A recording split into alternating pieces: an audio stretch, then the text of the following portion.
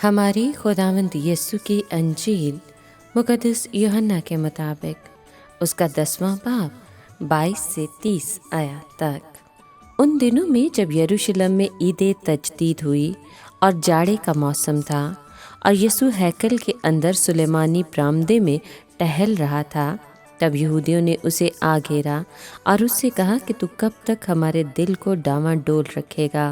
अगर तू अल मसीह है तो हमसे साफ कह दे। यीशु ने उन्हें जवाब दिया कि मैंने तो तुमसे कह दिया है, मगर तुम यकीन नहीं करते।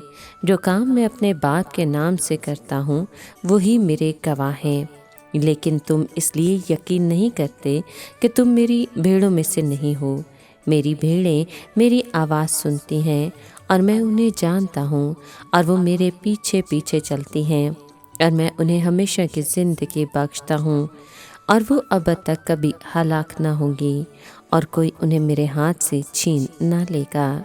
जो मेरे बाप ने मुझे दिया है वो सबसे बड़ा है और कोई उसे मेरे बाप के हाथ से छीन नहीं सकता। मैं और बाप एक हैं। पाक कलाम के पढ़े और सुने जाने पर खुदा बरकत हो, खुदा का शुक्र हो।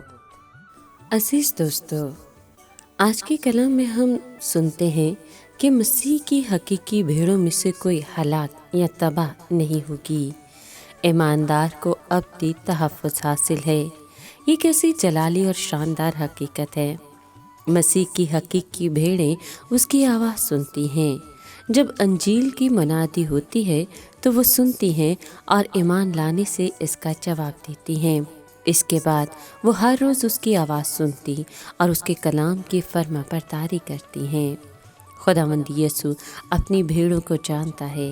एक भी उसकी तवज्जो से महरूम नहीं रहती, मगर एक भी गुम नहीं हो सकती, क्योंकि उसने बेपरवाही नहीं की है। मसीह की भेड़ें उसके पीछे पीछे चलती हैं।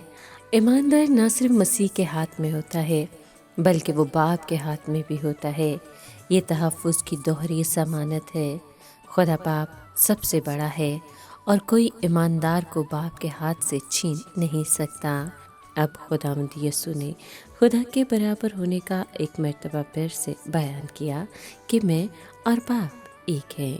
यहाँ गालिबन तस्वुर ये है कि मसीह और बाप कुदरत में एक हैं। अभी अभी यीशु उस कुदरत की बात कर रहा था जो मसीह की भेड़ों की हिफाजत करती है। इसीलिए उसने वसाहत की कि मेरी कुदरत वही है जो खुदा बाप की है।